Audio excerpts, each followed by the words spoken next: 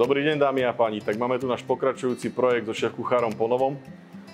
A naše pozvanie prijal Martin Korbelič. Je to podľa mňa taká legenda slovenskej gastronómie.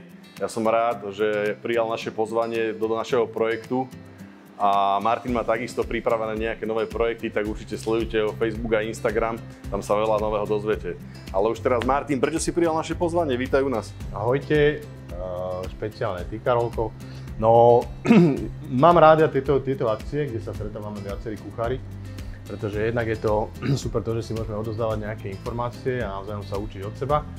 Myslím si, že to je dosť zaujímavé a atraktívne pre ľudí, vidieť naozaj naživo aj takých kuchárov, s ktorými možno denne sa nedostanú do styku, lebo jedni sú z Bratislavy, druhí sú z Košíc alebo z nejakých iných krajín.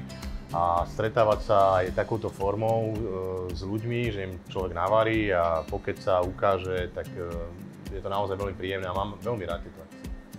Poďte, ideme navariť biznismenu.